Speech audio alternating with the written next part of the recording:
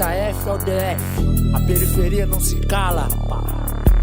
Revoltado na rima, revoltado na esquina. Gangsta somos nós, tá na veia armadilha. Revoltado na rima, revoltado na esquina. Gangsta somos nós, tá na veia armadilha. Revoltado na rima, revoltado na esquina. Gangsta somos nós, tá na veia armadilha. Revoltado na rima, revoltado na esquina. Gangsta somos nós, tá na veia armadilha. O Patrimônio Negros ele nasceu há 4 anos com o objetivo de mapear quais eram as memórias negras dentro da arquitetura de Juiz de Fora. A gente esbarrou com várias possibilidades, mas encontramos nos patrimônios imateriais, aqueles institucionais ou não, a possibilidade de rememorar de fato quais eram as nossas vivências, né, antes do agora, e a marca que a humanidade negra tem hoje, né, do município de Juiz de Fora. E nesse processo a gente esbarrou no hip hop, montando o mapa Memórias Negras. E o seu nome foi citado várias vezes. Oh, que legal! Galera tá falando aí, espero que bem ninguém pelo amor de Deus. Não teria como não conhecer aqui agora. Para mim é uma satisfação máxima, acho muito importante fazer parte e poder contribuir de alguma forma com esse trabalho que vocês estão fazendo, que eu acho que é necessário mesmo, sabe? Eu acho que é um serviço muito importante aí para a comunidade. Fico muito feliz. Queria inicialmente saber mais da Laura, mas antes da Laura Conceição, a Laura no começo da sua vida, criança, seleção aqui nas Juiz de Fora. Então, eu sou juiz-forana, né? Nasci aqui. Juiz de Fora está em muitas coisas que eu faço. Acho que eu amo a minha cidade, assim, eu amo a forma como o Juiz de Fora me acolhe, sabe? Assim, as minhas propostas, minhas escritas, minhas ideias, sabe? Então, sempre que eu posso, tudo que eu faço fora daqui é sempre pensando na devolutiva que eu vou trazer para cá, sabe? Eu acho, eu tenho muita vontade de sempre fomentar mais o que eu posso fomentar aqui, sabe? Sempre foi assim, me sinto muito em casa mesmo quando eu chego aqui, é totalmente diferente, sabe? É realmente a minha casa. E sempre foi assim, né? Eu sempre frequentei espaços de muita arte em Juiz de Fora, porque eu sou filha de um músico e de uma professora de literatura. Então, meu pai é professor também, mas assim, pensando mais no que eu me tornei hoje, pegar a veia dele enquanto músico, né, uma coisa que me atravessa muito. Sou filho de um casal interracial, então também esses atravessamentos são muito fortes, às vezes são violentos também, né, porque passo por questões de ser lida na sociedade de diversas formas diferentes. Então eu fui entendendo e aprendendo também que eu precisava entender muito quem eu sou, como é o meu corpo na sociedade, quais são os meus privilégios, quais são os meus atravessamentos, e acho que a cidade foi esse ambiente territorial, né? Acho que eu rodo isso aqui, assim, às vezes ainda acontece de eu ir num lugar que a gente fala que eu nunca fui, mas assim, hoje eu olho, eu acho que a gente já rodou muita Juiz de Fora, muitos cantinhos, zona rural, as periferias, né? A exploração, assim, tipo de cada cantinho no sentido de exploração, palavra muito ruim, mas exploração artística, né, de lapidar a arte ali naquele lugar. A gente já rodou muito, assim, levando a questão da poesia falada, né, pelos cantos, assim, da cidade. Então, eu me sinto muito confortável aqui enquanto um território que eu acho que sei muito transitar também, sabe? Se você chegar, vamos, né, de ter rodado muito. Então, assim, Juiz de Fora, desde criança, né, acho que por meus pais sempre estarem conectados com a música, com a literatura, com os livros, também sempre circulei desde muito cedo em ambientes de arte, de cultura, que às vezes nem existem mais hoje, outros que existem e depois pararam de existir e voltam a existir, espaços públicos, né? Então a minha relação com a cidade desde nova é essa relação de sentir que aqui é o meu lugar mesmo, assim, sabe? É o lugar que eu gosto de trazer as minhas ideias, de plantar as minhas ideias, então às vezes viaja, trabalha num lugar, pensa uma coisa e já liga para alguém que fala, cara, tá rolando isso aí, tem que acontecer isso, tem que não sei o que, né, de articular. E vejo muito que muitas pessoas estão desde muito antes de mim e ainda continuam fazendo pela cena cultural, né? Vamos falar agora mais do hip hop, que é mais minha área, e da literatura. Eu vejo que as pessoas, algumas pessoas pontuais, as pessoas que não desistem de fazer com que essa cidade seja uma cidade com mais acesso à cultura, né? Então é legal também ver, tipo, que às vezes desde muito nova, às vezes quando eu ainda era criança, eu via pessoas articuladores que até hoje são articuladores. Eu fico, nossa, quem sou eu para parar agora? Vamos embora, né? Assim, acho que é sobre legado, como a RT mesmo fala, né? Acho que o que a gente constrói é muito mais sobre legado mesmo do que sobre qualquer outra coisa, assim, né? E você vem de que bairro, Ana? Então, sou do centro, da região central, né? O meu pai hoje, ele mora na mesma casa que eu cresci, assim, claro que acho que a região que a gente mora foi uma região que agora está com uma especulação imobiliária muito grande, né? Antes era só umas casinhas e tal, agora está uns prédiosão. Nem sei como que está rolando muito isso aqui. Acho que a cidade também vai se verticalizando, né? E acho que a gente também precisa entender o impacto disso nas artes urbanas, né? Até legal de pensar. Mas acho que essa coisa do território, né? É uma coisa muito que é um dos privilégios que eu tenho, sabe? De acesso à cidade. Eu acho que quando você está no centro da cidade, você acessa muito mais facilmente qualquer região. Não precisa sair de Benfica para ir lá para o Arado, sabe? Eu estou no centro, então se eu vou para Benfica, uma distância menor do que se eu tiver que sair para uma outra região periférica, atravessar para o centro para atravessar para outra, né? Então, assim, me sinto bem privilegiada de ter acesso a essa região central da cidade. Assim. Que também tem as suas legalizações. E inúmeras, demais. E assim, a minha família é uma família que... Meu pai, por exemplo, a primeira pessoa da família dele a frequentar uma instituição pública, né, de ensino superior. E, na verdade, de fazer o ensino superior mesmo, até mesmo terminar o médio. Né? E eu vejo, assim, né, a vida do meu pai foi uma vida que ascendeu um pouco, né? A condição que ele tinha na infância, e aí ele se tornar um professor, como ele é, né? Então, assim, foi uma ascensão também de um lugar que minha avó não tem acesso, a mãe dele não tem acesso à leitura e à escrita. Ele já tem e é professor, permite que outras pessoas tenham esse acesso, né? Então, assim, quanto que é violento também, às vezes, para o meu pai, enquanto homem preto, circular na região central da cidade. Que às vezes, onde a gente está ali, não tem tantas pessoas pretas. E às vezes ali, o território que ele mora muitos e muitos anos, às vezes ele é visto como alguém de fora, por ser quem ele é, ou então sofre violência. Então, assim, são vários atravessamentos mesmo, né? E você acaba crescendo com isso cotidiano, né? Escrevendo os pais dentro da escola, mas também com esse cotidiano do seu pai nesse projeto de ascensão, que sim, tem impacto. Com certeza. Muitos atravessamentos, né? Você tem uma família que é toda branca, uma família que é toda pretona. E como essas famílias dialogam, sabe? E aí, esses recortes assim, né? Tipo, esses atravessamentos vêm de todo lado, né? Então, assim, acho que tudo isso me constitui minha poética, né? E assim, e ao mesmo tempo que isso me atravessa e me violenta, isso também faz com que eu seja quem eu sou, que eu tenha a visão de mundo que eu tenho hoje, sabe? Então, assim, às vezes o que é você, às vezes, sofreu uma violência dentro da sua própria família, porque às vezes a família da tua mãe não compreende coisas que a família do teu pai vai compreender e vice-versa, né? Então, assim, eu, por exemplo, passei por um processo de alisamento do meu cabelo desde 6 anos de idade, quem cuidava do meu cabelo era a minha família branca, porque a minha família preta não mora aqui em Juiz de Fora, então a minha família branca não sabia cuidar do meu cabelo crespo. E aí a solução foi alisar. Talvez se eu tivesse existido no território da minha família preta, minha avó saberia lidar com o meu cabelo muito melhor. Então, assim, esses atravessamentos, eu sempre falo isso, que meu corpo é um corpo de confluência, né? Um corpo de confluência entre a rua, entre a academia, né? De vários encontros. Então, isso também vai te trazendo atravessamento. Como que foi essa percepção dentro da escola?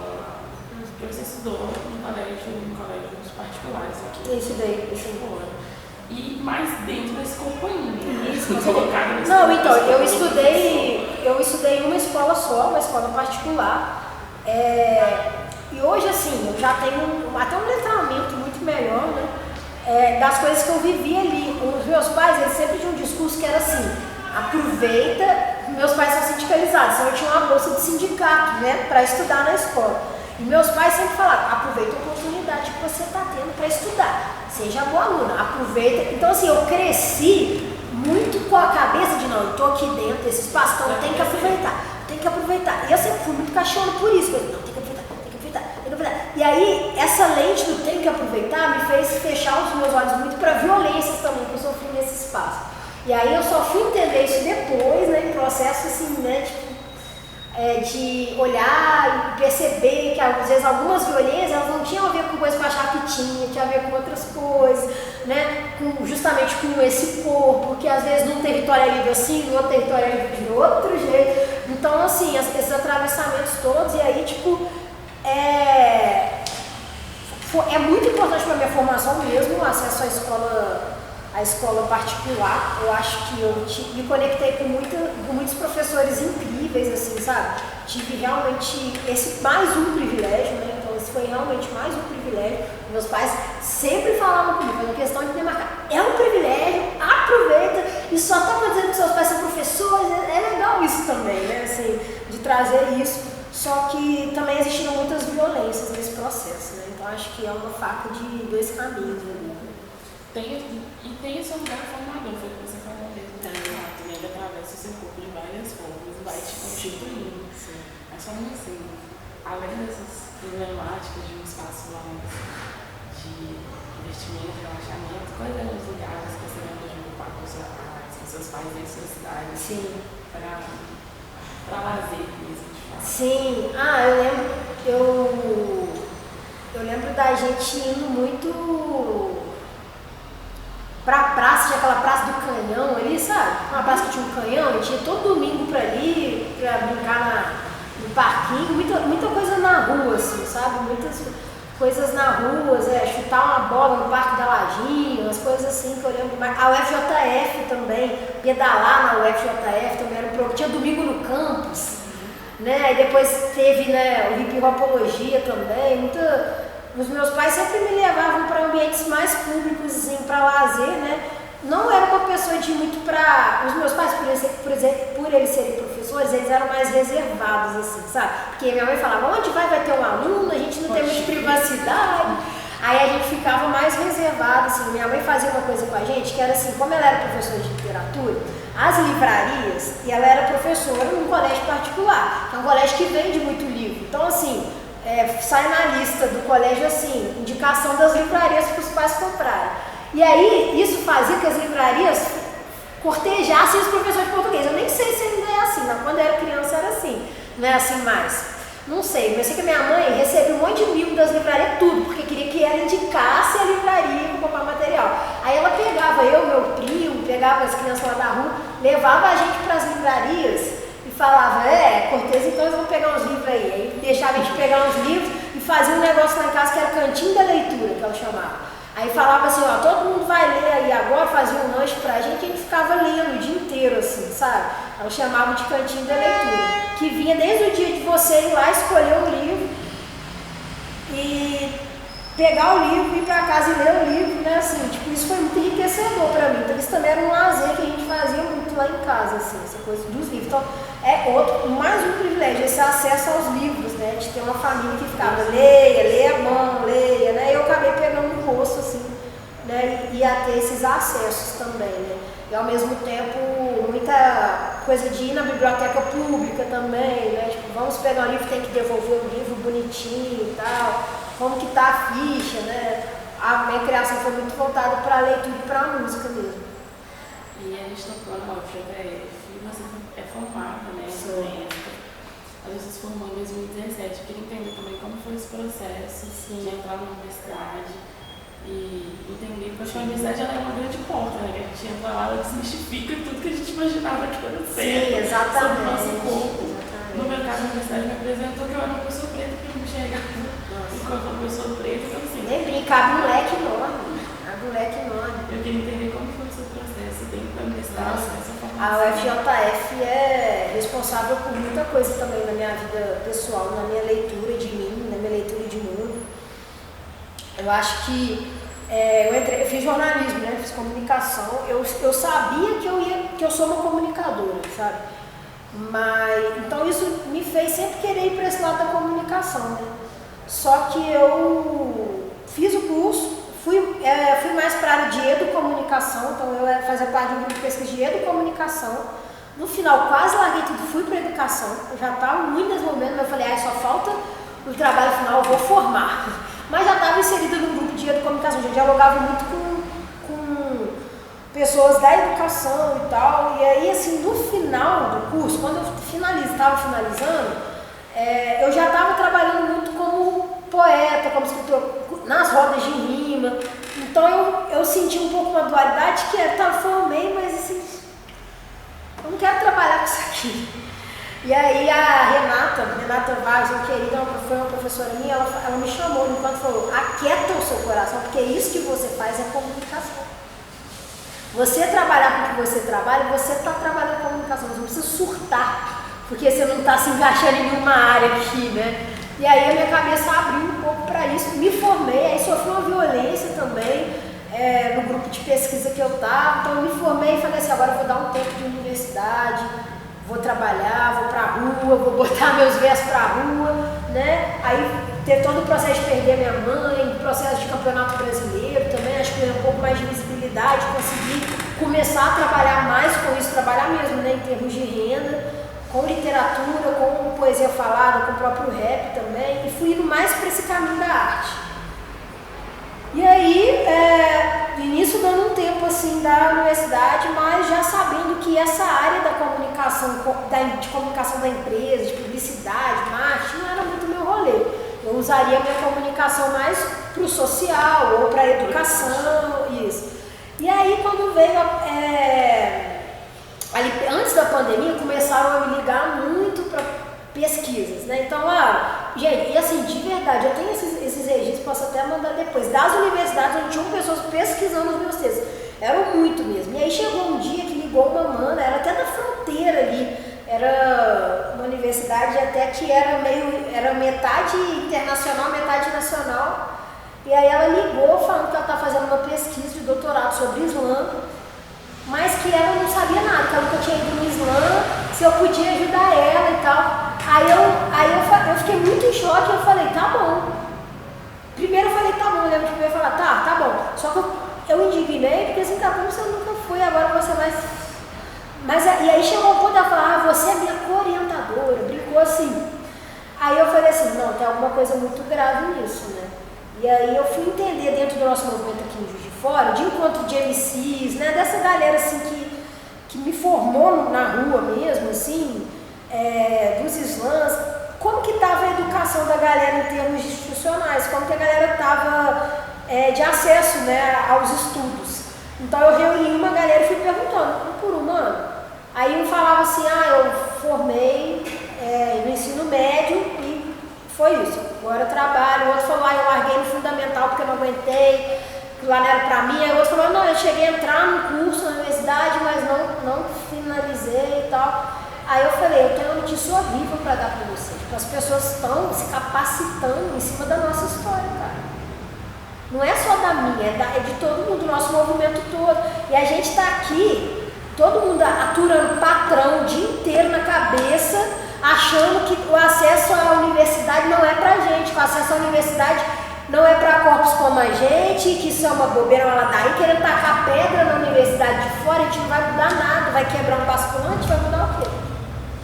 A parada se explode por dentro, né?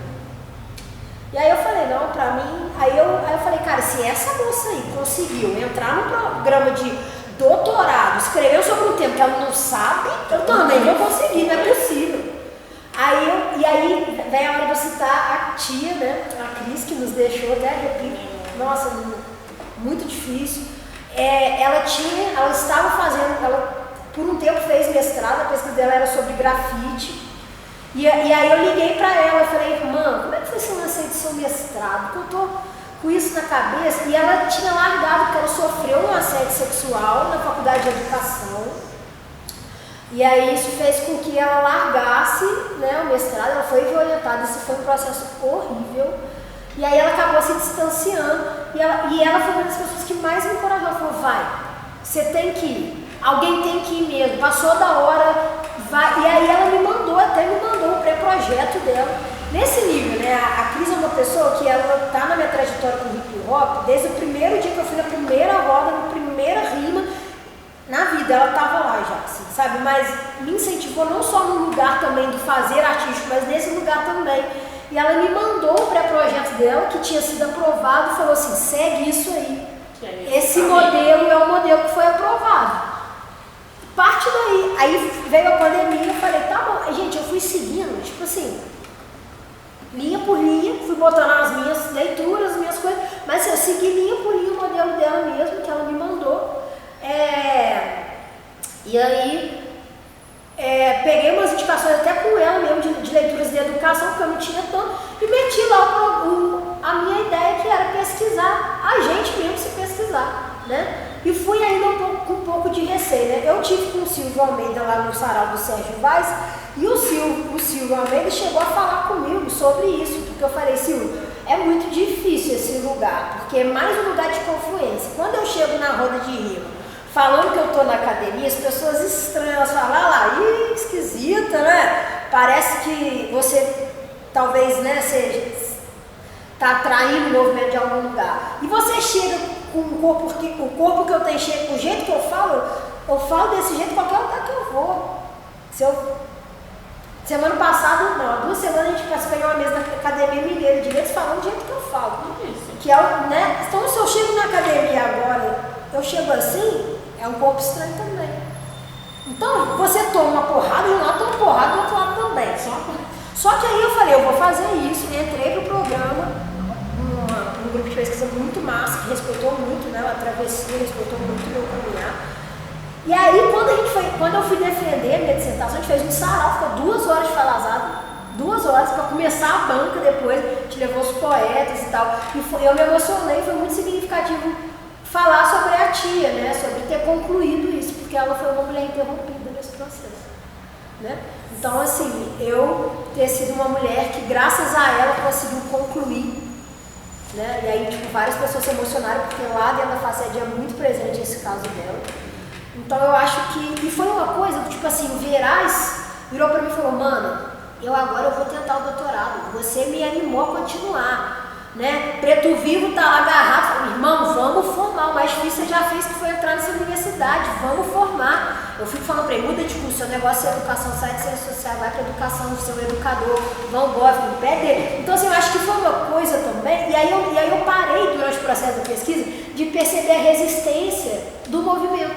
As pessoas do movimento, principalmente aqui, elas compraram essa ideia, elas começaram a se sentir representadas, que era o objetivo da minha pesquisa, sabe? E essa devolutiva. E aí, quando eu finalizei a pesquisa, eu falei, agora vamos para a devolutiva, vamos mandar as escolas tudo aí de Juiz de Fora, levando para os meninos do ensino médio o que é uma universidade, o que é uma dissertação de mestrado, o que é. Então, assim, a gente tem isso até hoje, né? Eu desenvolvi um espetáculo que é o título da minha dissertação, que é o Quem Fala de Nós é Nós, que é um espetáculo que foi criado para levar de devolutivo da dissertação para a comunidade. Então a dissertação foi toda feita em linguagem oral.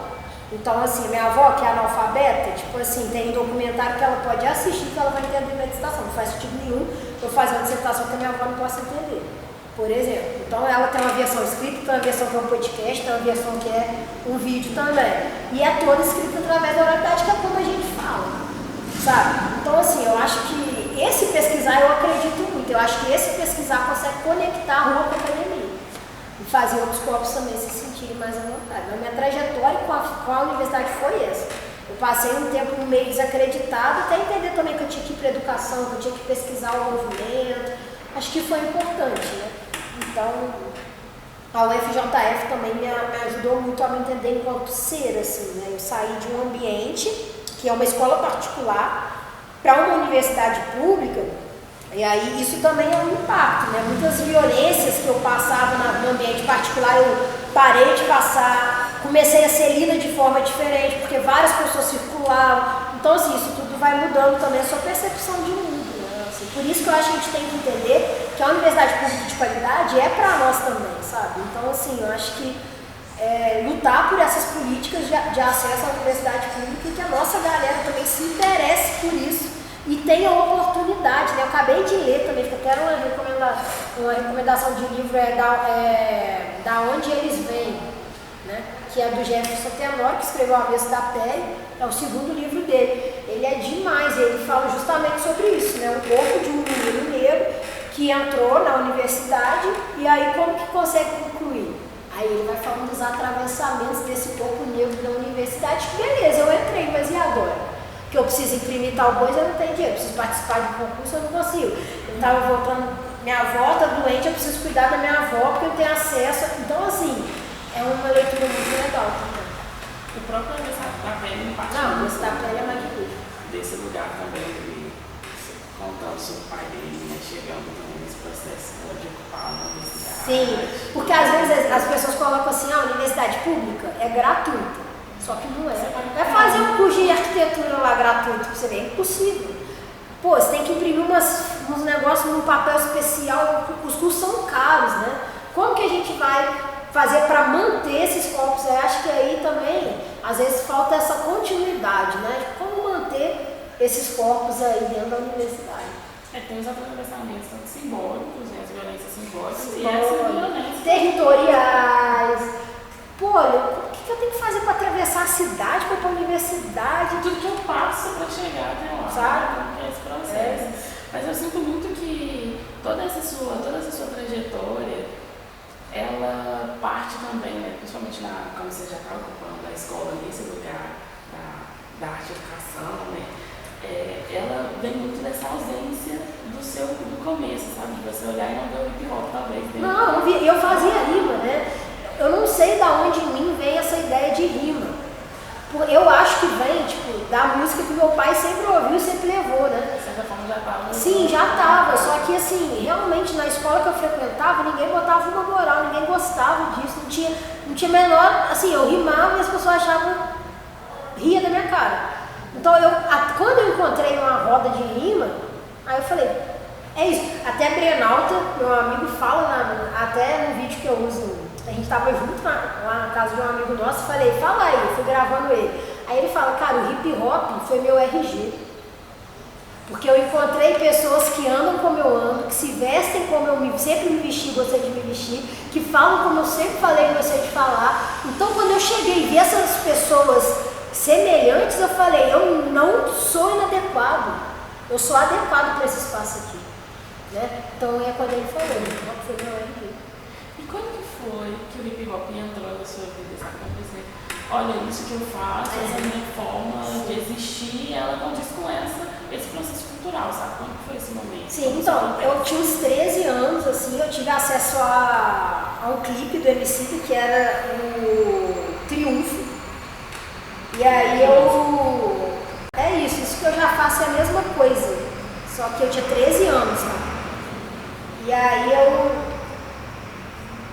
já tinha ouvido rap, assim, e outras tantas referências que eu escutei em casa, que tem conexão com o rap, sabe? Assim, um grande exemplo é a Cássia Eller, por exemplo, que ela tem aquela música ETC dela, que ela fala, dizendo, eu caso contente em papel, passado e presente, desembrulhado, me espera, eu volto. Isso é um flow doideira, e aí eu ficava pedindo pra minha mãe repetir essa música, porque eu gostava de entender esse flow, né? Então, assim, ali já era um flow, já tinha uma rima no flow, aí eu ficava, cara, o que é isso? Aí quando eu vi o Emicida, quando eu vi o clipe, eu falei assim, pô, isso daí é a rima que eu faço, porque rima sempre foi uma coisa que chamou atenção. Tudo que eu sempre escrevi sempre teve rima, desde a minha alfabetização. E aí, quando vi o clipe, eu falei, isso que eu escrevo é isso que esse cara tá fazendo. Então a batida, aí eu voltei pra casa nesse dia e falei assim, agora tudo que eu escrevi, peguei tudo que eu tinha escrito, comecei a cantar ritmado. E eu estudava literatura assim, então minha terra tem palmeira onde canto sabia, as aves que aqui gorjeia, não gorjeia. Tudo que eu fazia em relação à poesia, eu cantava tipo rap assim. Aí depois peguei umas batidas na internet, aí ficava escrevendo texto em cima da batida. Então assim, eu acho que o Emicida foi uma referência, e logo depois também, um ano depois, 2, eu comecei a ir para as rodas de rima também, frequentar. E é muito engraçado, né? O Emicida foi uma porta para mim também. Enquanto ouvinte, só não estou nesse espaço. Mas o 30 Triunfo, ele começa, né, falando, tem um cara falando que eu não posso ser mais o Emicida porque ele comprou a patente do Emicida e agora eu não posso assinar com. E ele bate muito com o que a gente estava conversando antes, né? E principalmente do seu projeto de mensagem. Tipo, tem alguém falando que eu não posso ser eu, que eu não posso ser por mim. Verdade. Tá muito tocante, assim. Uma outra coisa que eu acabei debruçando na sua história, que é sobre o seu livro. E até a gente estava comentando com a Carol hoje mais cedo sobre ele ser preparado de forma interativa, para ele poder servir de presente algumas poesias. E eu queria entender assim, principalmente dentro, né, desse processo do livro, mas essa sua ansiedade de deixar o seu trabalho sempre visto, sabe? Tipo, todo mundo tem que ter acesso, esse corre, tudo é muito coletivo, sabe? Toda a sua trajetória é uma busca por carregar em coletividade. Sim, eu acho que esse anseio que eu tenho de tornar as coisas mais acessíveis vem do entendimento dos privilégios que eu tive, sabe? Eu acho que é uma obrigação minha pegar esses privilégios, porque assim, tantos outros eu não tive, mas muitos eu tive, né? Então pegar o que eu tenho de acesso e disponibilizar para os outros, assim, sabe? Então assim, todas as minhas apresentações, shows, sempre tem uma lista de pessoas que não podem pagar. Então assim, isso é um exemplo. Outro exemplo é o livro. O que eu pensei junto com a editora, né? Primeiramente, que eu pensei nesse livro para ser trabalhado em sala de aula. Então eu grito para fazer voar os versos, as folhas soltam, porque eu acho que cada aluno, cada grupo pode trabalhar um texto. Então o livro vira vários, né? E ao mesmo tempo, em termos de acessibilidade, um grupo de amigos pode comprar um livro só, trocar, né? Então assim, eu acho que isso é tipo meio que a minha obrigação, sabe? Eu acho que se eu tive acesso a uma editora que me procurou, quis publicar meu livro, a minha obrigação é fazer com que esse livro não fique rodando só aqui, nessa galera que vai lá na livraria da Travessa e vai conseguir comprar meu livro por não sei quantos reais. Não é isso. A minha escrita também, pode ser isso também, mas a minha escrita também precisa estar em outros lugares, sabe? Então assim, essa busca que eu tenho para causar essa acessibilidade às paradas que eu produzo, agora saiu também pela Paulo Gustavo o meu terceiro disco, né, que é o Mulher Palavra, e a gente disponibilizou ele gratuitamente também nas plataformas, assim, tipo, com letra e tudo mais. Foi uma das contrapartidas que a gente criou. Por quê? Porque hoje em dia nem todo mundo tem acesso a uma plataforma de streaming, né? Nem todo mundo tem acesso ou vai poder ir na livraria comprar um livro. As pessoas me mandam mensagem assim, queria seu livro, não consigo comprar, eu meto PDF. Tô nem aí, e tipo assim, eu nem posso, né? Tipo, se querendo ou não, eu não posso, mas assim, dependendo da situação, ou ligo lá na editora e falo, gente, por minha conta, dá pra mandar o livro pra essa pessoa? Dentro do que dá, não dá pra fazer isso com todo mundo, mas aí, ou então, por exemplo, você estuda onde? Eu vou mandar um pra sua escola, pode ser? Tem biblioteca lá? Eu mando pra uma escola, se eu mandar um livro pra uma escola, quantos alunos podem ter acesso? Sabe, é um livro pra mim é de boa, sabe, não posso, às vezes não posso fornecer 40, mas eu posso fornecer, né? Então assim, eu acho que é sobre isso, e eu acho que isso vem eu acho que é fundamental que a gente vá compensando também os acessos que a gente teve na vida, sabe, então assim, é igual coisa do conhecimento, eu estudei numa escola que me deu acesso a muitas coisas, muita informação, a muito conteúdo. Então agora eu não posso ficar aprendendo esse conteúdo para mim, sabe? Eu preciso passar isso para frente, sabe? Eu acho que, e um projeto, né? Tem quase 9 anos de poesia na escola, a gente vai nas escolas, inclusive ano passado a gente fez com o apoio do Instituto Albert Sebi, do Mandato da Laís Pergunta, a gente conseguiu pagar 43 artistas do hip hop para ir nas escolas ensinar. Eu fiz a curadoria e a coordenação desse projeto, foi muito legal mesmo. Esse ano vamos renovar, se Deus quiser, porque assim, isso eu acho que tinha que ser um projeto, tipo assim, fixo, nas escolas da prefeitura, por exemplo. Porque aí a gente sabe o que a gente consegue fazer, a gente consegue pegar o fazedor, o arte educador do hip hop e tirar ele do CLT ali, ele vai conseguir, com 4 idas numa escola, ele faz o salário que ele estaria fazendo, ele, com todo o resto livre para ele criar, para ele produzir a arte dele.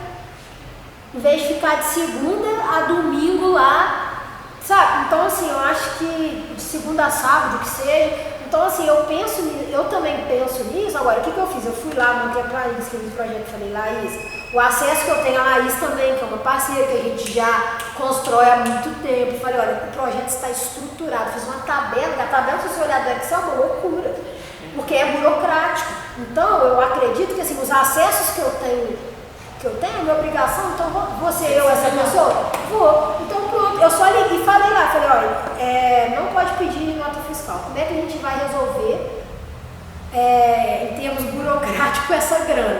Porque não dá pra gente virar para esses fazedores de cultura e pedir nota fiscal. E eu quero contratar pessoas que não possam emitir nota fiscal. Porque bons trabalhos nunca chegam nessas pessoas. Sabe? Então foram tudo reuniões, foi tudo sendo feito de uma forma assim. Eu tenho acesso, eu consigo fazer, então eu vou prestar esse serviço. Por quem não consegue, ou por quem não pode, ou por quem... Então eu acho que isso a gente vai fazendo a compensação dos acessos que a gente tem, que a gente não tem. Acho que de alguma forma. E é um trabalho gigantesco, mas nessa linha, como foi a recepção da diretoria, depois assim, dos professores, como você sentiu isso acontecer? Foram mais de 50 pessoas. Não, a gente foi em alguma, assim, a gente vai no ano quase todas as cidades, realmente, mas, e é legal, porque assim, é isso, Preto Vivo vai, Igor Braz vai Voz da Rua, muita gente faz trabalho com hip hop na escola e é muito legal isso, inclusive isso não é uma coisa da aula que vocês são, porque o coletivo Voz da Rua já fazia isso há muito tempo, né, Zangão, Banda Delilde, né, então assim... Já ocuparam esse espaço. Super. Então eu acho que a recepção é muito legal, né? E eu acho que assim, até abre o leque, o professor que dá aula aqui nessa escola dá aula na outra, ele fica assim, não, isso aí também tem que estar na minha outra, tem que estar na minha outra. Então assim, acho que isso vai... Ou então um irmão, né? Um irmão estuda numa e outro irmão estuda na outra, aí fica assim, nossa, isso aqui tem que ir. Foi lá na minha escola. E assim, eu acho que por mais que isso seja o Poesia na Escola pra mim hoje, é um projeto social, eu faço isso voluntariamente. Só que eu entendo que artistas precisam ser remunerados nesse lugar. Então a minha luta hoje é que a gente consiga, através de políticas públicas mesmo, remunerar esses artistas do hip hop para ir lá passar a visão dos elementos, né? E a gente levou 5 elementos. Então tinha a galera de todos os elementos entrando nas escolas para passar essa visão, né? Foi um projeto muito legal, acho que ele começou embrionário, assim, esse projeto, né, o hip hop nas escolas, financiado, a gente chamou os artistas, foi mais embrionário, mas assim, para esse ano eu pretendo que ele aumente, para que a gente possa também trazer mais artistas e mais escolas, né? Mas as escolas da cidade, assim, a gente circula bastante, sabe, assim, sempre tem alguma ativação de hip hop nelas. E como você sentiu a recepção dos alunos? Os alunos, tem jeito, né? A linguagem que pega, abraça mesmo, assim, eu acho que igual a Elisa Lucinda falou uma vez, né? Você vai lá na escola, você vai ter que trabalhar o Carlos de Andrade, porque está no programa.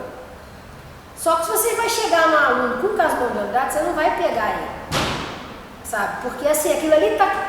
Como que aquilo ali está conectado com o cotidiano? Mas aí se você traz o Mano Brown, se você traz a Conceição Evaristo, aí você conecta. Se você traz um Preto Vivo, qualquer exemplo de poesia, né? Tipo, mais viva da atualidade, poesia periférica, né? Um Sérgio Vaz, você conecta com aquele aluno. E aí logo após você pode jogar um caso do Mano Brown, que ele já vai estar conectado.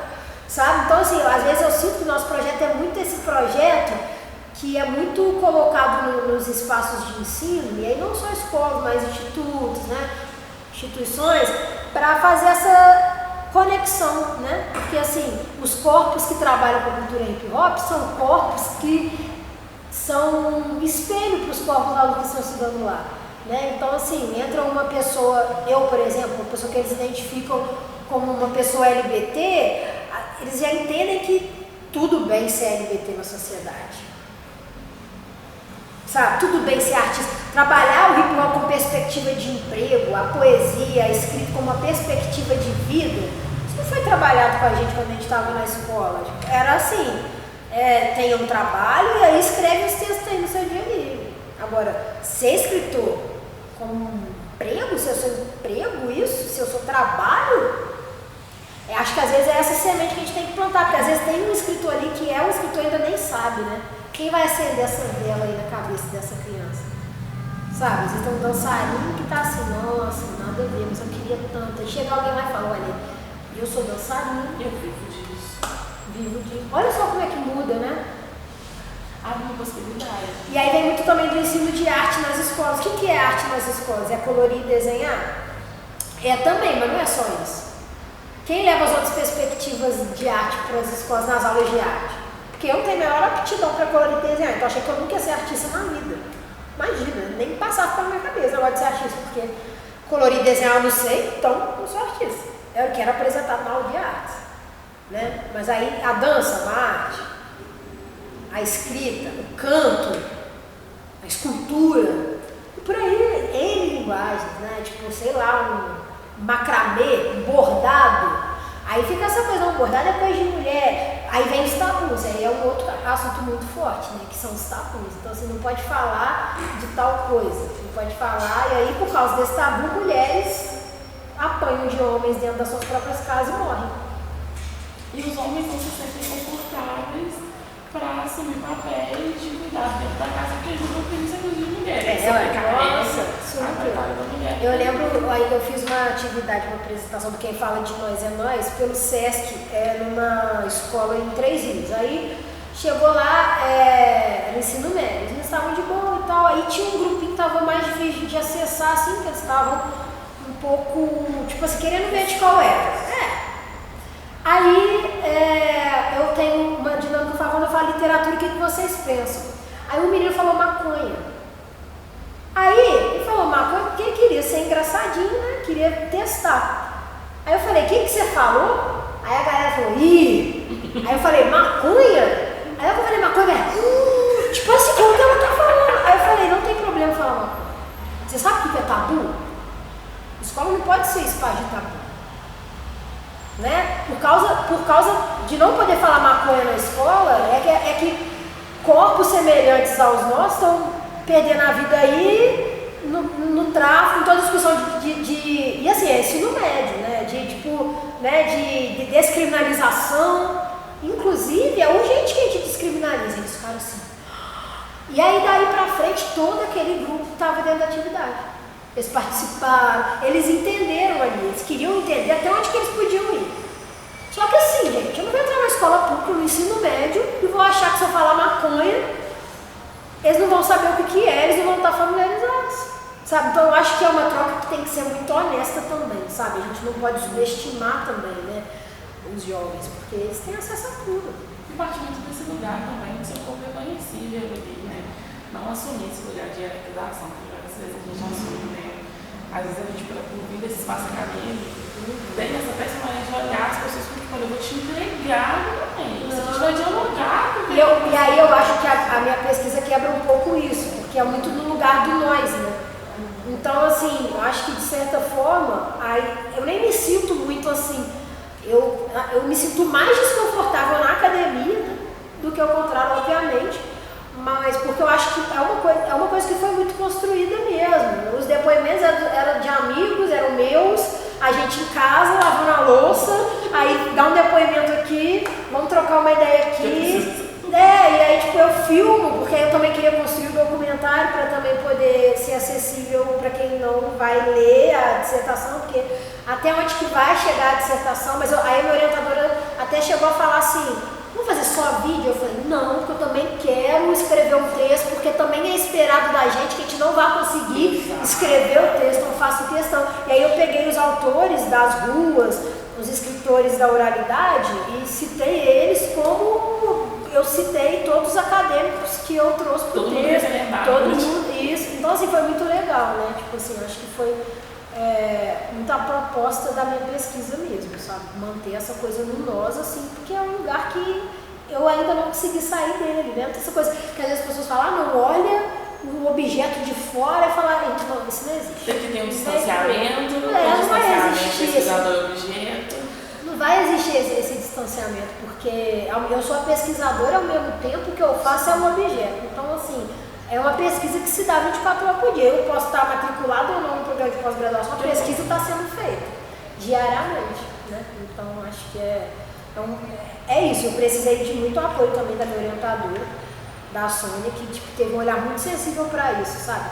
Tudo que eu propunha, ela tá top, muito legal. Então, assim, eu sei que também não é muito fácil você ter essa receptividade de orientação, porque existem muitas regras, né? É tudo muito institucionalizado. Então, assim, eu acho que a gente quebrou vários tabus, vários paradigmas, foi muito legal mesmo. É muito também nesse processo da burocratização criar também uma limitação de acesso. Né? Até onde, quando você toca nesse, olha, se tem que escrever mesmo, porque eles também vão julgar que eu não vou conseguir escrever. Claro. É nessa proposta, olha, eu também faço parte desse burocrático, eu também consigo chegar. Foi um lugar de né, colocar que a gente consegue fazer tudo, fazer tudo que der. Normalmente, nesse da entrevista, eu pergunto, e aí, o rap, ele foi sempre a primeira, dentro dos eixos do hip hop, foi a primeira que te atraiu, mas eu sinto que para além disso, com você, existe também essa necessidade de passar a filosofia, o conhecimento, hip, sabe, que te impulsiona. E eu queria entender como que foi, sabe, se construir como rapper também, nesse processo. Sim. Que a rima sempre fez parte, mas assim, e a musicalidade, mas quando você encontra, é aqui. Sim. Não, em termos de praticar, é o rap, o meu elemento, porque se você me der uma lata de spray na mão, é caótico. Já tentei caótico, não danço nada, spray difícil, não dou um play na controladora. Mas assim, de admirar, eu sempre tive muito encantamento por todos os elementos, mas o rap me pega. Mas realmente o conhecimento trazendo como quinto elemento, né, que eu acho que é o mais importante, que a gente ainda vê muitos lugares falarem quatro elementos, só que, e aí outros que falam tem mais, mas o quinto elemento é muito importante. Eu acho que o meu trabalho vai muito para esse lugar do quinto, porque eu acho que eu sou cria de pessoas que, aqui da cidade, que gostam muito de passar o conhecimento. Então você vê, desde Dona Denilde até tipo a própria Cris Assis, o Marcelo Marti, uma galera, o Sten, que é a galera que tava assim quando eu cheguei, o Everton, todos são muito professores, assim, sabe? Então tinha aquela coisa de contar a história do hip hop, de onde que vem. Então assim, uma falazada sem fim, sabe? A galera que fala, não para de falar, fica falando horas e horas, você fala, gente, que falação que a gente arruma, mas é isso, a falação da história, do conhecimento, sabe? Então eu acho que sempre essa galera que, quando eu comecei, muito a galera do encontro, a galera do hip hopologia, do Educarte, olha só, Educarte, que a tia fazia, que era de hip hop nas escolas também, não tinha nem idade para tá em roda de rima, né, que é da onde vem breaks, vem todos esses amigos, o próprio RT também, muita essa galera nossa assim, só que esse movimento é um movimento muito educativo.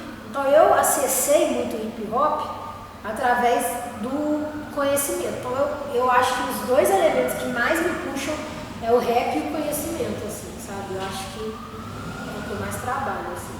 E o rap hoje em dia ele se mistura mais com a minha poesia, que nem tudo é em cima da batida, mas muita coisa né?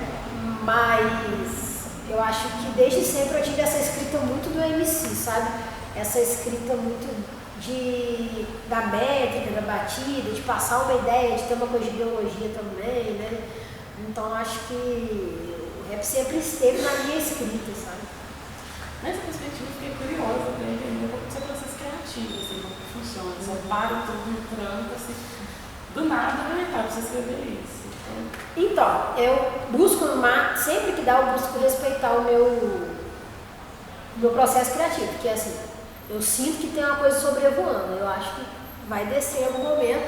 Quando eu posso, eu respeito esse momento. Aí eu paro tudo, tipo assim, eu estou fazendo um negócio, vem uma inspiração, vem um texto, eu realmente paro, eu dou prioridade sempre, eu posso estar atarefada. E geralmente quando eu estou super atarefada, eu paro tudo e falo agora, tipo assim, sabe, que guia as minhas atividades é o meu processo criativo. Só que assim, eu fui entendendo que escrita também é prática.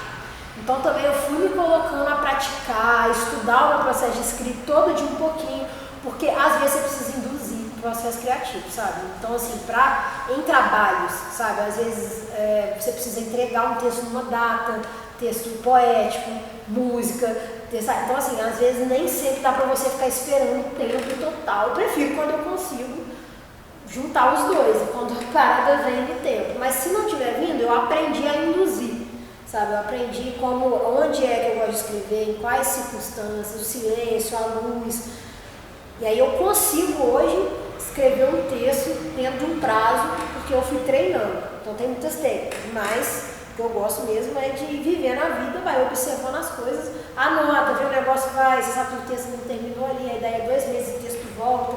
Eu gosto desse tempo do texto, mas às vezes é preciso induzir o processo criativo, porque aí eu acho que você gosta de uma coisa, você acha que você pratica aquilo bem, você tem que se esforçar, estudar, né? Até a gente fala, se quer real, estuda, né? Então eu acho que a parada é praticar mesmo, assim, sabe? Como que funciona o seu diálogo assim, com as suas obras, sua relação, sabe, seus ciúmes? Você falou no podcast, eu não vou, acho que é Trocais, sobre o seu texto Liberdade, que está na prova do IFET de 2023. E eu queria entender um pouco dessa relação, sabe como que foi esse ver ali, como que é ver depois que para? Porque depois que para não é nosso, como que é ver assim? Eu nem gosto muito de revisitar os meus textos, eu só tenho tipo assim, pelo amor de Deus, faz perder mim. Juro. É uma coisa, as pessoas têm umas coisas com os textos meus que eu fico assim, gente, para, pelo amor. Aí eu tô fazendo uma apresentação e a pessoa, eu não sou um cara, gente, eu não sou um cara. Eu falo, eu odeio esse texto, eu não quero fazer esse texto. Aí às vezes eu me respeito, às vezes eu penso, não, eu preciso entregar, as pessoas estão querendo. Aí, assim, eu entrego o texto em muita fé. Não tenho ciúme, não tem problema nenhum, absorvo, mas eu tenho um certo incômodo, porque a Laura que escreveu aquilo já não é essa agora. Então existe um deslocamento. Mas eu entendo que, tipo assim, eu preciso, faz parte do meu trabalho, performar esses textos. Então eu vou ter que ir lá, vou falar os textos vão me visitar. Mas é porque você imagina, eu falo os meus textos na média de 3 vezes na semana para as pessoas. Então assim, você fica muito saturado daquilo ali, né? Tipo, você cansa assim mesmo. Mas eu não tenho ciúme nem nada, eu só tenho realmente, não gosto de ficar me vendo, tipo, saiu a entrevista, não gosto de ficar me assistindo, não gosto, isso, tá lá, não gosto de seguir, tem um certo incômodo, mas assim, eu entendo que o texto é uma coisa do mundo, né? Quando saiu na prova, os meninos começaram a mandar muita mensagem no meu Instagram, eu falei, o que tá acontecendo? Aí ele, você tava na minha prova, ouvi a sua voz na minha cabeça. Porque eles foram lendo, eles falaram que dava. E aí muitos eu tinha ido na escola deles, olha que coisa. Aí a parada se refaz, né? E aí eles, igualzinho você fala mesmo, não sei o quê, eu acho que eu acertei. E aí quando eu fui olhar as questões também, aquele choque de tipo assim, eu não sei fazer as questões, né? Porque assim, tipo, sobre a interpretação da pessoa sobre o seu texto. Eu tenho um texto que é Poema dos Porquês. Aí ele saiu na revista de literatura brasileira com uma interpretação muito bonita, até meio formal, porque eles são todos, né, um pouco acadêmicos e tal. E aí muito bonita. E aí, ele está publicado na antologia que é da editora Planeta, que é Quer Me Escalar. E aí o crítico lá fala, em recitais, a poeta geralmente traz um verso extra que ela não usa na publicação, possivelmente porque na publicação a métrica, não sei o que, fez toda uma análise para ter tirado aquele verso na hora de publicar. Só que eu só tirei aquele verso porque falava uma marca de uma bebida e eu achei que daria um conflito de interesse com a editora, que também é uma marca. Aí eu falei, para eu não ter que pegar licença nem nada, eu vou tirar essa nota aqui. Só tirei o brilho, é engraçado, porque aí na análise eu falei, não, ela fez isso porque pensando melhor. E eu achei isso curioso, é como cada um interpreta. Então eu acho que assim, eu até tenho um texto que eu falo, aulas de interpretação em vez da matemática, porque se não entende meu verso não valeu de nada. Né? Tipo, acho que você também tem que ser desapegado com a forma como o outro vai interpretar, porque as interpretações não são só o que você pensa. Mas isso dobra a sua responsabilidade no sentido de que Eu preciso checar o máximo que dá se isso aqui pode ser mal interpretado. Se isso aqui por alguma via pode estar passando um discurso de ódio, ou algum preconceito, alguma coisa ruim que eu não estou enxergando, porque eu estou com uma boa intenção, a gente escreve com boa intenção. Mas aí, essa responsabilidade eu tenho sim, eu leio, eu releio, eu checo, aí vai no editor, aí vai na outra pessoa, isso eu checo muito, mas nada impede que você interprete de uma outra forma, e eu preciso te entregar esse texto para você interpretar da forma como você carrega a sua subjetividade, porque você olha para mim hoje a partir de quem você é, e eu olho para você a partir de quem eu sou. Nunca na vida a gente vai conseguir se descolar das nossas vivências para olhar para as coisas. Então é a mesma coisa com os nossos textos. Vai te atravessar de um jeito e te atravessar de outro, te atravessar de outro. E aí, tipo assim, não tem como eu ser responsável por todos os atravessamentos. Aí você tem que deixar de ver. Quando a gente fala do FET, ainda a gente fala do recorte, né? Uma bolha, demorada, que está se preparando para a universidade. Mas como que você sentia isso quando você passava na TV aberta? Sabe? Você tem ali no processo de relevância de estar na TV aberta, passou por muito tempo visitando também, né? No MGTV, no horário da família tradicional brasileira está sentada, almoçando. Acho que a resistência que eu acredito, ela também é muito estratégica, sabe? Porque assim, é isso. Se eu for pegar um horário nobre, não dá pra eu chegar no horário nobre assim, tipo, falando tudo que eu sei que eles não querem, porque nunca mais ninguém da minha galera vai. Não é só sobre mim. É sobre a gente estar ocupando um espaço que antes era muito improvável. Então, assim, eu acho que é sobre você entender também o que você tem de leque de texto, o que cabe em cada ambiente. Adequação de linguagem não é censura, sabe? Não é isso que eu estou dizendo. O que eu estou dizendo é fazer com que esses espaços continuem abertos. E é engraçado demais, porque eu tenho alguns textos, tipo espelho. Espelho é um texto que eu consigo recitar em ambientes mais elitistas. Aí logo depois que eu recito espelho, eu recito um rap. Eu canto um rap. A porta vai aberta. A porta já está aberta. Entendeu? Acho que é sobre essa estratégia. Eu abro uma porta agora que eu estou lá dentro. Vambora. Eu entrei na universidade agora que eu estou lá dentro. Vambora. Sabe? Eu acho que é um pouco... Essa é a revolução que eu acredito, sabe? Aí eu falo, gente, a única forma de meter a mão nessa verba para fazer esse festival é edital, vamos entrar. É nesse lugar que eu acho que a revolução se faz muito aí também. Em vez de a gente tacar a pedra, a gente entrar dentro do que dá para entrar. Porque aí precisa de muito apoio, porque são muitas violências. Mas essa coisa da estratégia eu acho que é importante também, sabe? Do que eu vou levar, falar para que as oportunidades continuem aparecendo para os meus, assim, sabe? Para não fechar a porta para todo mundo.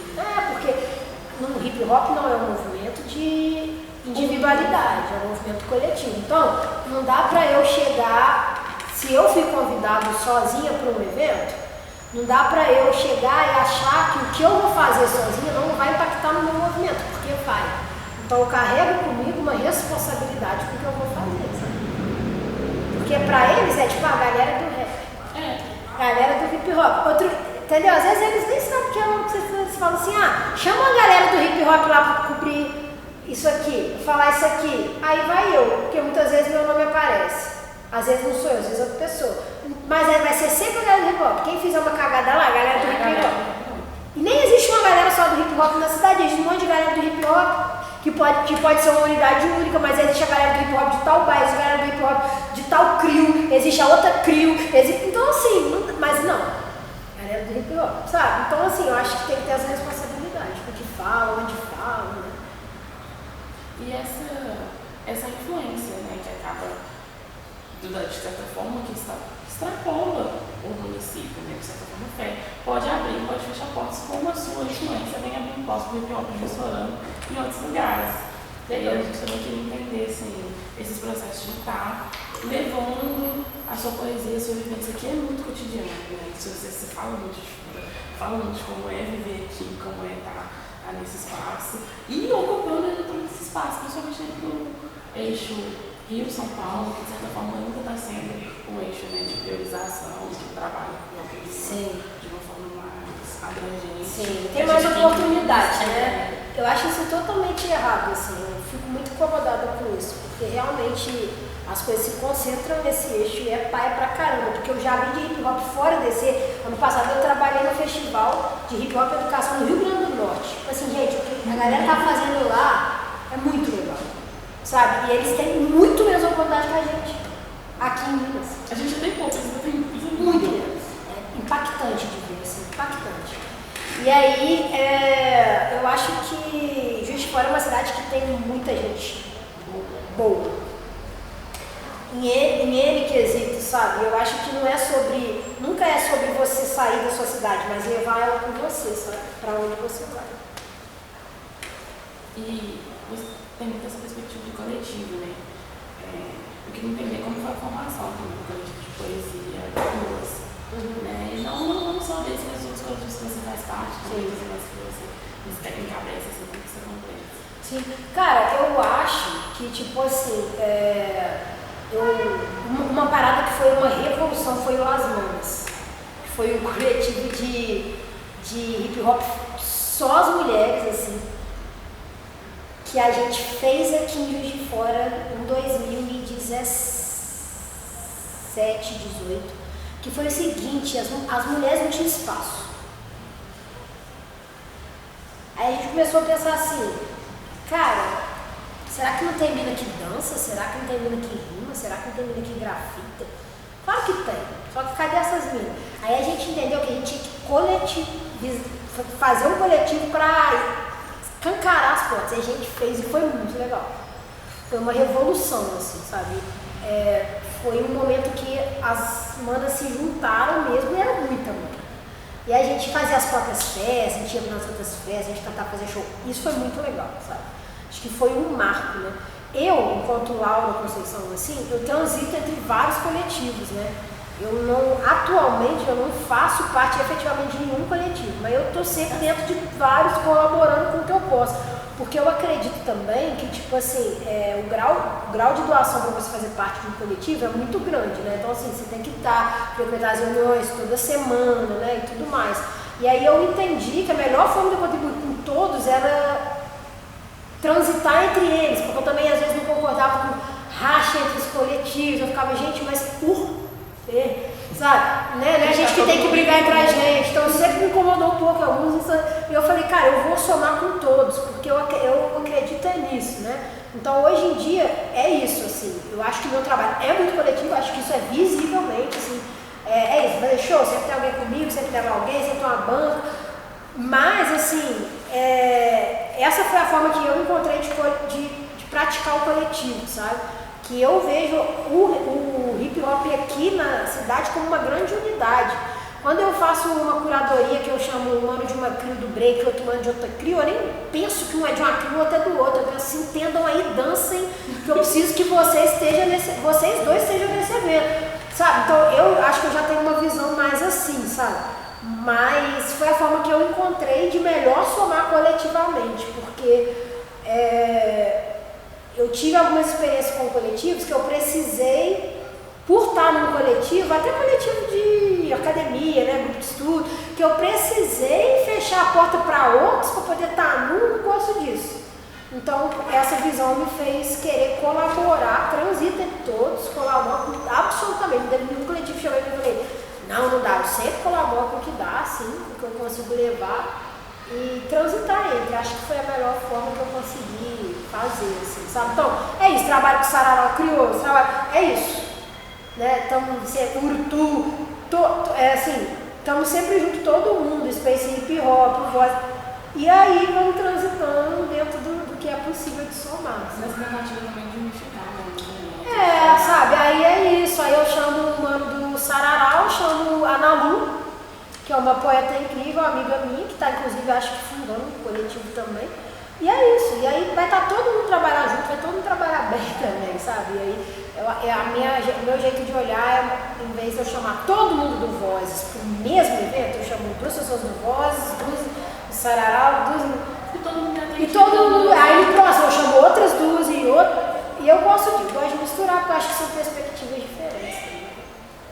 Aproveitando que a gente tocou no assunto, né, do coletivo, que de certa forma não mesmo, né, e esse processo de tecnologia, que eles falam sobre os desafios de se romper um hip hop, que ainda não está passando por um processo, né, de abandonar algumas questões machistas, como toda a sociedade. Total. Ontem eu estava no prêmio da uma música que foi no Teatro Municipal do Rio, né? E aí, impressionante como nenhuma mulher levou categoria rap, trap e nem funk. Não, na verdade, funk a Valesca Popozuda levou. Mas assim, no rap, falando mais especificamente, tu tinha uma mana indicada em cada categoria e elas não levaram. Parece que sim, sabe? Então, assim, o fato de, se eu hoje posso perguntar para qualquer pessoa, indica 5 nomes do rap masculino e 5 nomes do rap que são minas. Eu adoro falar rap masculino, porque a gente sempre fala feminino, vai ser muito mais difícil para as pessoas trazerem os nomes de pessoas não binárias, mulheres. Então, assim, eu acho que, tipo, isso é porque tem menos? Não, isso é porque chega menos. Porque as manas também têm mais dificuldade de produzir, de botar um som, de ter oportunidade. Então, assim, cachê não é o mesmo muitas vezes, o tempo de show não é o mesmo muitas vezes. Vai ter que tirar alguém do line, tira a mulher. Essas violências, às vezes, a gente nem fica sabendo que elas existem. A gente só sabe que a gente não foi convidado para tal lugar. Mas a gente não sabe que a gente não foi convidado porque o outro homem tinha que estar. Sabe, essas violências, assim, porque incomoda muito. Cara, microfone é poder. Sabe? Microfone é poder. Então, assim, mulher com poder incomoda a engrenagem, né? Então, assim, eu acho que os desafios são muitos. São desde coisas assim, tipo, você tá cantando e vem uma pessoa e te grita puta, sei que lá, até coisas mais sutis que vão te limando, as oportunidades que não chegam até você. Você fala, cara, o que é isso? Sabe? Por que não? Seu cabelinho perfeitamente aqui nesse momento. Seu trabalho combina totalmente com o que está sendo proposto. Exatamente. E na literatura é a mesma coisa. Maior número dos editores são homens brancos, que aí, tipo assim, vai pegar um livro meu, não vai atravessar tanto a vivência deles. Então esse livro não é bom? Ou livro, sei lá, da minha mana Mate. Então não é bom? Porque realmente, mano, um homem branco lendo meu livro pode ser que não se identifique com um monte de coisa. Mas aí ele vai ser o padrão ali, pro público do meu livro.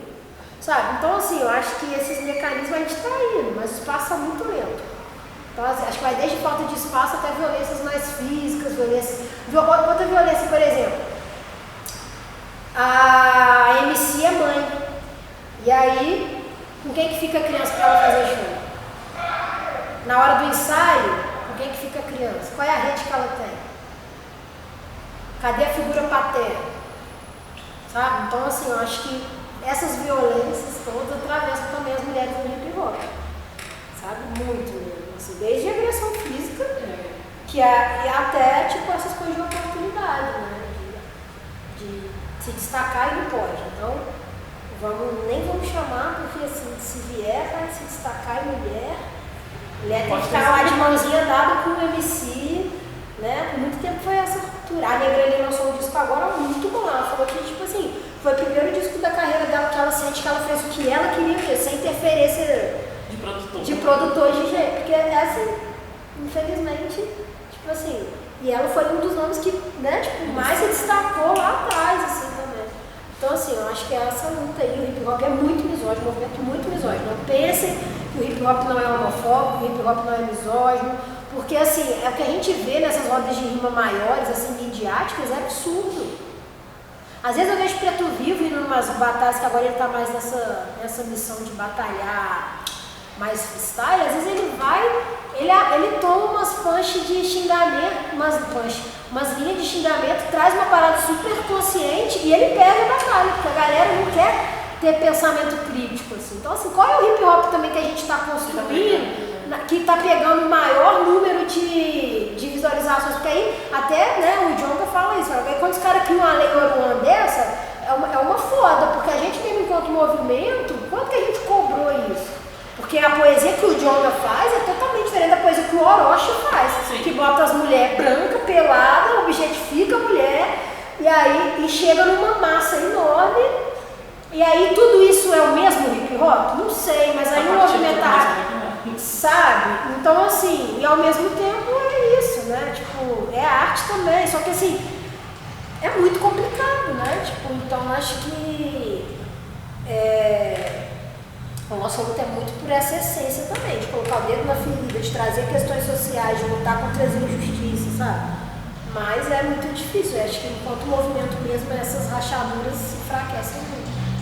A gente está numa situação de liberdade, né? Você falou da legislação agora, essa nova lei que acaba colocando, né?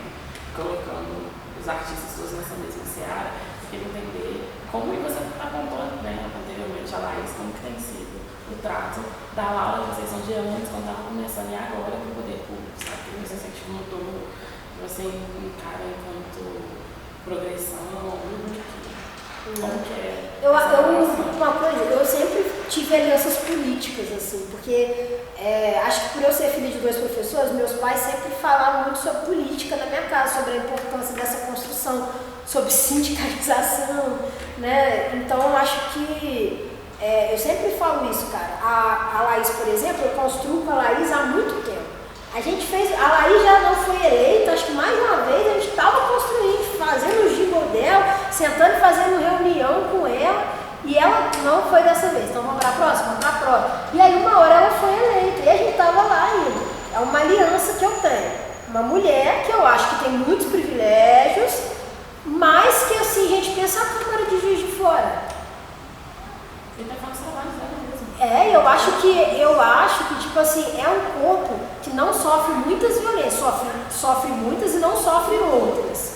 Só que assim, ela acaba sendo uma ponte também entre um cara que é um opressor total e uma outra mana que vai sofrer mais violência que ela, que vai ser uma mulher preta, uma mulher trans dentro da cama, que às vezes não vai conseguir falar um A sem ser violentada.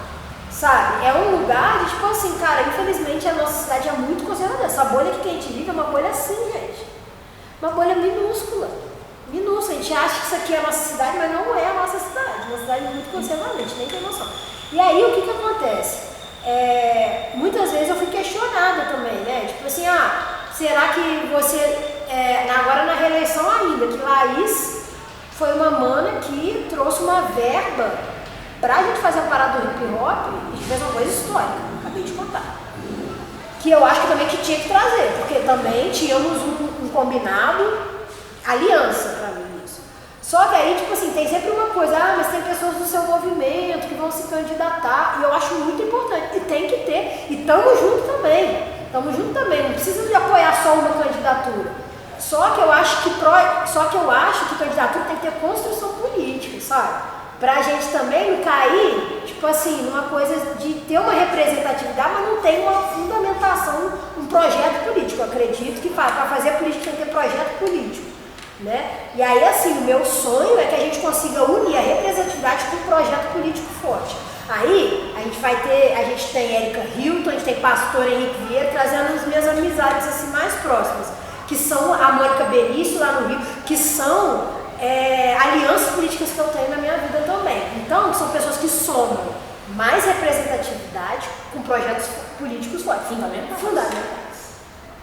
Sabe? Porque aí também é muito complicado a gente ter uma mulher que não está fazendo por nós. E prega mulher contra mulher. Você entende? Então, assim, isso daí eu acho que é estratégia também. Mais uma vez, é estratégia. Eu sempre falo, gente, que às vezes a galera, né, especula, Laura, não vai se candidatar? Claro que não. Mas assim, evidente que não. Mas assim, eu sempre falo, gente, pensa no projeto político que você está votando. Ponto. Sabe? Mais do que qualquer coisa, analisa, estuda, pensa, sabe? E isso é para tudo, né? Então eu acho que é fundamental, porque aí também eu rolo essas ideias muito, assim, porque estamos fazendo uma roda aqui, não tem microfone para roda. Não dá para bater lá no final e pegar o microfone sem editar. Ninguém vai te dar o microfone lá. Aí o que eu faço? Laís, eu preciso de um microfone agora. Aparece o microfone. Se eu não tenho uma aliança política, a quem que eu vou recorrer? O poeta tem que ir lá, tem que viajar para lá e não sei o quê. Vamos fazer uma vaquinha não deu. Então vamos lá para as nossas forças políticas? Você está construindo sua força política? Com quem?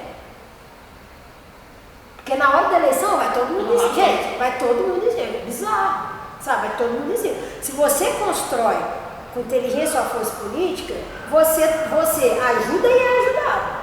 É lógico que tem que ser dentro da nossa ideologia, sim, sabe? Mas eu falo muito sobre isso, que às vezes eu acho que aí vem mais uma vez a minha fala, não é atacar a pedra, É você fazer parte para mudar as coisas de tudo. Para mim é isso. A gente tocou também na sua licença sobre como a população gestionando, né, dentro da sua imensa consideração dos seus métodos tradicionais. Como você sente isso sendo uma mulher dentro do hip hop e ocupando esse espaço que, querendo ou não, de certa forma, ainda está no espaço cultural mais marginalizado dentro da sociedade? Sim. Como que você vem sentindo essas tendências? Em Juiz de Fora, assim? Eu acho que é muito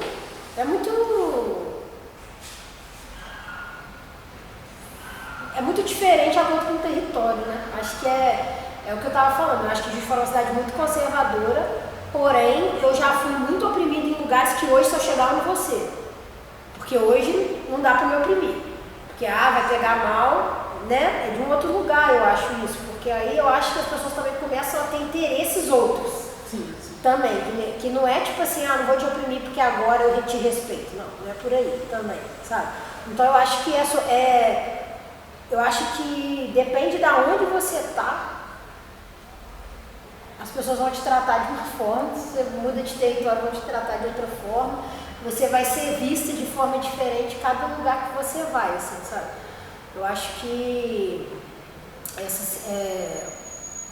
e sempre eu tinha uma impressão, quando eu era um pouco mais nova, de que Juiz de Fora era uma cidade da diversidade, porque eu só circulava com a galera da diversidade, com o professor, com o educador, com o artista, né? Com o pensador, com o filósofo, com o político, com a galera que tem as ideologias mais parecidas com a minha. Aí depois eu comecei a entender que não é nada disso, que a nossa galera é pouca ainda, é muito difícil, muito. Então também eu acho que você furar a bolha também com a sua arte, também te leva a acessar coisas que você não quer, sabe? Te leva a acessar outras violências, sabe? Que aí é quando eu falo, né? Ser um corpo que é lido de forma diferente em diversos lugares, é muito louco isso, porque assim, um lugar que eu gosto muito de ir é lá na Livraria da Travessa, porque tem um monte de livro, eu vou ver se eu gosto do livro, aí depois até compro em outro lugar mais barato, ou compro lá, ou não compro, vou em sebo, gosto muito de sebo, mas ali é um espaço que tem muita gama, né? Então eu gosto de ir lá ver, às vezes tem muita mesa com autores que eu gosto muito, né? Que vão pra lá, uma livraria grande que tem lá no Rio. Quando eu chego lá, o meu corpo é lido de uma forma, num bairro nobre, etc. Quando eu vou para São Gonçalo, é de um outro jeito diferente. Então, acho que a gente tem, quando a gente pensa em interseccionalidade, a gente não pode esquecer duas coisas que às vezes a gente esquece. Um é território, porque quando a gente fala de interseccionalidade, fica muito gênero e raça. Mas a gente se esquece, muitas vezes, da classe social e do território. E principalmente do território, porque aí se tem, né, gênero, raça e classe como muito conhecido, né, por causa de Anja, só que interseccionalizar é muito mais que isso. Então também é o território, também é a sua vivência, também é as violências que você sofre. Eu tenho uma crítica ao movimento hip hop que às vezes é sobre aprofundamento nas discussões. Eu acho que a gente precisa aprofundar nas discussões, sabe? Então assim, às vezes eu sinto que é muito 8 ou 80 também, as coisas se resolvem. Por quê? O movimento que tem batalha de rima, tem batalha de break, tem batalha de tag, tem batalha... Porque é um movimento que foi criado para solucionar BOs, né? Tipo, lá nos Estados Unidos, fora do movimento. Só que nem tudo a gente vai poder resolver na batalha. Às vezes, não dá para eu te limar do movimento que você falou um negócio que eu não concordei, eu preciso de uma abordagem educativa. Eu falo, gente, cuidado, cara, cuidado com isso, que a gente está aprendendo, tá todo mundo aprendendo. Uma coisa é tipo assim, poxa, tal pessoa foi transfóbica, a gente reuniu e falou, cara, você viu que você foi uma pessoa transfóbica? Vi, sou transfóbica mesmo, é outra história. Eu, tipo, como? Me ajuda, me ensina. Cara, eu sou professora de uma escola de arte lá no Rio, chama Espetáculo. É uma escola de arte para jovens das periferias do Rio de Janeiro, dou aula de palavra. Na mesma turma, eu tenho uma aluna que nunca tinha tido contato com o que é pronome, e uma aluna trans, que precisa que os colegas tratem ela no pronome correto. Imagina se essa aluna encontra essa outra aluna, erra com ela, se ela toma um safado, a menina nunca teve uma vivência, ela nunca tinha ouvido a palavra pronome na vida dela. Então, se a gente não tem uma abordagem educativa, aí ela chegou no final da aula e falou, professora, pode fazer uma pergunta, o que é pronome? Aí eu falei, cara, como que a gente vai julgar essa pessoa se ela fizer o uso errado do pronome? Na vivência dela, a preocupação da família dela é tipo assim, ficar vivo e se alimentar. Ou alguma coisa de igreja, porque gente, a gente sabe como as coisas são. Então eu sempre converso isso com todo mundo. Eu falo, vamos analisar o caso? Vamos entender? Não é, a abordagem educativa não é passar pano. Não é mesmo, é poucas. Mas é também a gente permitir troca de saber sobre as temáticas. Sabe? Então por isso que eu acho que o conhecimento... Aí, pô, batalha de MC. O MC foi misógino. Vai seguir a batalha? Ou a gente vai parar a batalha e falar, olha, essa rima foi misógina, por quê? Porque você não pode falar assim. Não, eu tava na batalha do Bandeirante, eu falo com eles, nem vem me pedir pra ser jurado. Eu parava toda hora esse negócio, eu fico lá. Aí eu tava de jurado, feliz ideia. Aí, não, eu é foda, velho. Porque eu me dava nele, fica, vai lá, eu fico, me esquece, pelo amor de Deus. Porque aí o menino falou, você tá rimando igual uma mulherzinha. Aí eu falei, tem que parar essa batalha agora. Mas não é tipo assim, cara, isso é o que tava lá no cotidiano, isso é o que o pai dele fala com a mãe dele. Aí para a batalha. Aí para a batalha. Não é só parar a batalha e falar que você foi misógino, é explicar, porque tem criança assistindo. Por que essa batalha tá aí? Por que essa frase aqui foi interditada, gente? Alguém sabe? Porque está falando que mulheres não rimam tão bem quanto homens. Isso é um tipo de misoginia. Gente, é isso. E às vezes eu sinto que o movimento não é tão aberto a isso. Sabe? Então, assim, a minha crítica é um pouco essa. Se o quinto elemento é o conhecimento, que a gente possa estar aberto a essas discussões, a entender o outro com a bagagem que o outro traz, sabe? Às vezes eu sinto as pessoas muito duras na vida, sabe? Eu também já fui muito. Se você pega as minhas vivências, mandar todo mundo ir a merda, eu já não sou isso mais. Acho que também vem uma maturidade que você vai, né? Todo mundo tem esse momento mais sangue, assim. Hoje eu já penso as coisas de uma forma muito mais construtiva, né? Mas eu falo isso, gente, calma, gente. Às vezes é só uma conversa aqui que vai resolver uma inimizade de anos. Pra que isso? Entre o movimento, um racha aqui. Por quê? Sabe? Então assim, eu sempre falo, gente, vamos entender. Agora, não, foi escroto mesmo, calma, não é isso. Muita fé. Mas eu acho que precisa um pouco dessa coisa da abordagem menos punitiva e mais educativa. Sempre falo isso também. Eu agradeço pelo eu que agradeço, gente. Satisfação máxima estar com vocês. Maravilhoso, fiquei diversas vezes muito emocionada. Pô, que massa. Muito importante assim, eu fui de educação localmente, mas é bom olhar e falar. Se vocês vão botar um sanduíche no mundo, tem alguém que. Talvez você só foge da FACED, você não foge da educação como um todo. Se você for pensar a FACED, eu também dou uma fugida, passo correndo. Mas pensar na educação no seu potencial mesmo, né? Tipo na rua, num lugar assim. E eu quero terminar com uma pergunta ética, assim, uma pergunta. Ai meu Deus! O que é o hip hop na sua vida? Nossa! Eu adoro essa pergunta. Cara, o hip hop ele é o meu fio condutor, sabe? Tudo que eu faço, às vezes as pessoas ficam um pouco confusas de tipo assim, o que você trabalha, tudo que você faz. Acho que o hip hop une tudo. O hip hop e a palavra, assim, né? Une tudo. Então, eu sou pesquisadora de hip hop. Sou MC da cultura hip hop. Sou escritora, que aí entra no MC da cultura hip hop. Sou arte educadora do hip hop. Sabe? Então, assim, eu acho que tudo que eu faço, cantora de rap. Então, assim, tudo que eu faço hoje passa pelo hip hop, passa pela oralidade, passa pela literatura também. Eu também não gosto de separar o rap da literatura, né? Tem até meu texto Rap é Problema também, que eu acho que duas sacanagens acontecem com o movimento, com o rap. Não é nem com o movimento, é com o rap. Uma é não ver o rap como música, Então às vezes os caras falam assim, ele é cantor, não, ele é MC. Ou ele é rapper. Gente, quem canta, rap, canta. Então, às vezes, o rap, ele sofre tanta zoeira, que aí a galera da música fala, não é música não. Aí a galera da literatura fala, não é poesia não. Mas é ritmo e poesia. Aí não. Desculpa, tá? Não é literatura isso. Ah, desculpa, tá? Não é música isso.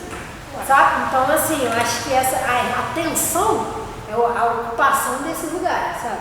Por isso que eu sempre falo, é importante a oralidade, é importante também que a gente publique livro. Que poetas de oralidade também publiquem, para ocupar também esse espaço. Porque há quem entenda a literatura só como livro. Então nós vamos estar lá também. Se o escritor é teu livro, então toma aqui, bota meus rap aí na página e vamos lá. Entendeu? Então acho que esse é o desafio. Então acho que hip hop é o fio condutor da minha vida. Muito obrigada. Obrigada a vocês. Revoltado na rima, revoltado na esquina. Gangsta somos nós, tá na veia armadilha. Revoltado na rima, revoltado na esquina. Gangsta somos nós, tá na veia armadilha. Revoltado na rima, revoltado na esquina. Gangsta somos nós, tá na veia armadilha.